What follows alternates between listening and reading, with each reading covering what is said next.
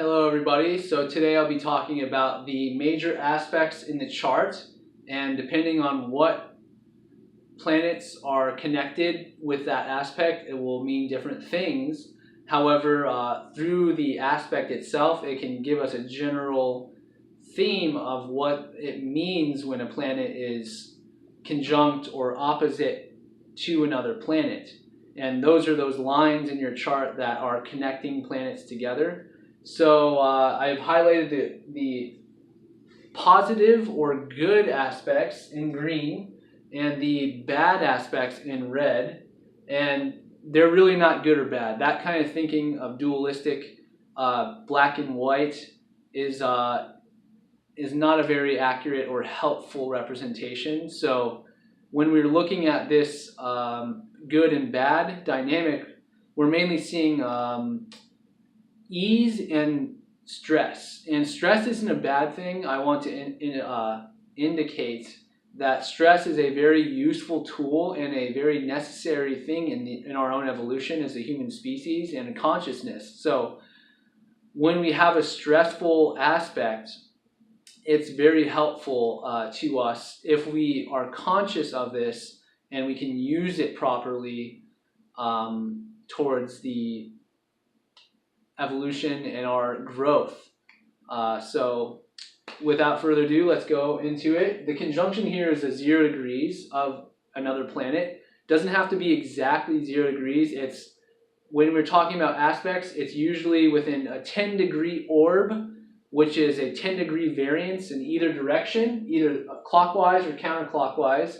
So in any aspect that is either conjunct, square, or opposite each other, you're gonna utilize a orb, a 10-degree orb typically. And the closer the orb and the closer the degree of the planet, then the more powerful or the more expressed and indicative of that angle and that aspect is. So conjunction is that marriage relationship. It's that relationship of unconsciously bonded with each other and reliant on each other, and it has this great potential of utilizing all or both of the planet's energy and planet's consciousness to produce and to reproduce, kind of like a married couple reproduces a child, right, for a family. Same with conjunction, is there's a fusion between them that is very important and very powerful when properly connected. And of course, you know, people that aren't into astrology, they do this unconsciously. But when we look at astrology and we look at a planet that's conjunct to each other, then we can find out how we can better utilize this symbolic representation of energy by the planet and the sign and the house, and find out where it is we can utilize that energy in our lives. And this is a great potential for intensified strength and unification, this conjunction energy. So heavy reliance on each other. And again, it's not good or bad. It just means that they're fused together. Okay, so the sextile is going to be that 60-degree angle, and it is a harmonious aspect in terms of traditional astrology, and it productively combines and facilitates expression of. So it's kind of like a relationship between two young teenagers, you know, that fall in love a little bit. They're kind of naive, but they have this great yearning and interest and desire for each other, and it can produce you know, some really great experiences. However, this potential is essentially building a new talent with each other. This relationship that we have, this young explorative energy that's really intense, not intense, but this really energetic kind of enthusiasm. Enthusiasm is a great word for sextile, for each other and the experiences that they will have together. So it's a harmonious aspect in that accord. So the potential of building a new talent is upon those two planets that are aspecting as sextile, and they're going to help each other in building this new skill, this new desire, and this new project together. So looking at that is really important for us to understand that. Next is the square, which is a 90-degree angle. It's typically a harsh aspect in the regards that it is something that the planets have a little bit of a discordance with each other, and the planets have a tension.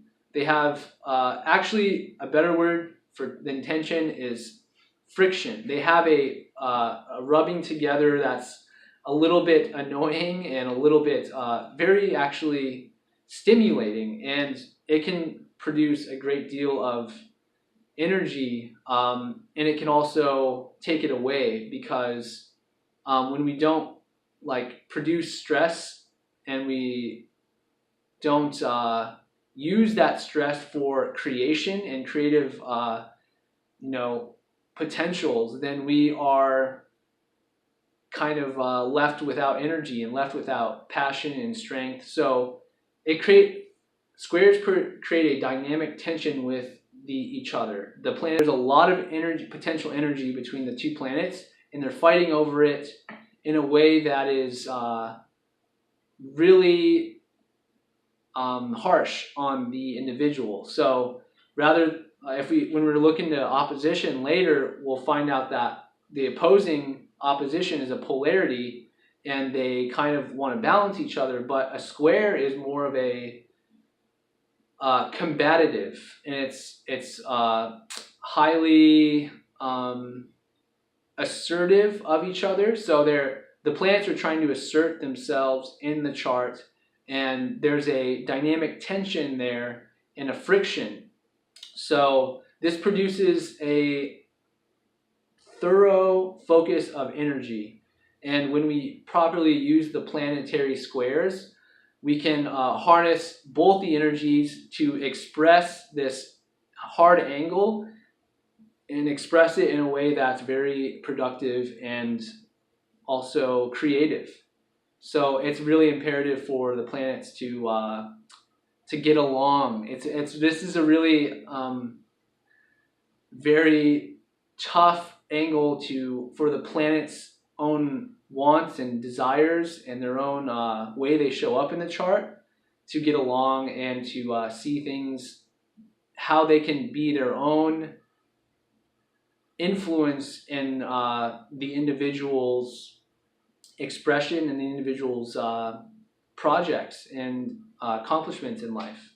So moving forward, we're going to go to the Trine, which is the Rolls Royce, or the bread and butter of planetary aspects. The Trine is most recognized as being a positive one. It's easily combines with and harmonizes with, and this can provide a creative instinct for that aspect between the planets. And also, if we have such good aspects and all these good trines, it kind of doesn't allow for us to be self-expressive. It's hard for us to learn things when we're not going through challenges. If I'm saying that correctly, it's not really helpful if we don't experience some kind of struggle, and it doesn't give us perspective.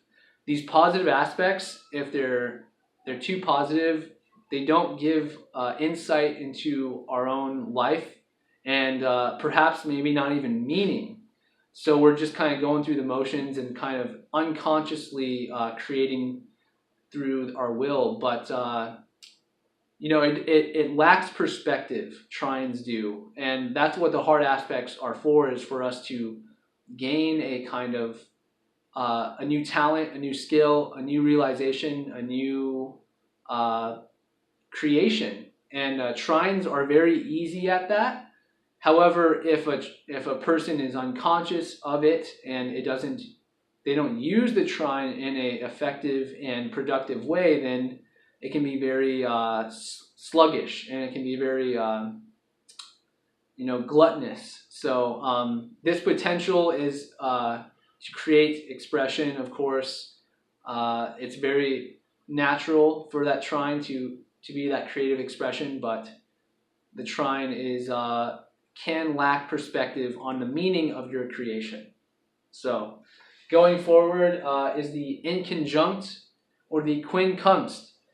I put this on the major aspect because I feel like it's a pretty common aspect and contradicts and creates paradox. And so forces adjustment. It just really does help us understand that there is this tension of fighting back and forth between the same unit, which is 180 degrees, and it produces dynamic tension as well as the square, and it also needs balance. This is a creating balance aspect where we're trying to balance a polarity between the two, because the polarity for Taurus and Scorpio, for instance, are different needs, different desires. Taurus wants to stay home and eat takeout, and Scorpio wants to go and visit the latest psychology or the latest psychological thriller movie out this weekend. So there's a little bit of a balancing there between that aspect of the opposition, and it's more about harmonizing the polarities, because the polarities want to express themselves in different ways, and these planets that are opposite each other are fighting again for its own place. So it's a stark it's not as harsh as the square, the opposition, because it's a little bit more evident. It's a little bit more easy to understand what is going on between these two dynamics and these two polar opposites. But if we utilize the opposition, then we can harmonize both polarities and effectively eat out one night of the weekend, and then go out to see that thriller movie the next day. So it's kind of an example there, but the opposition is definitely a point of balance where we need to balance and even keel the planets, because one is trying to overtake the equilibrium of the individual. So hopefully that gives you guys a little bit of an idea of the aspects, and I'll be seeing you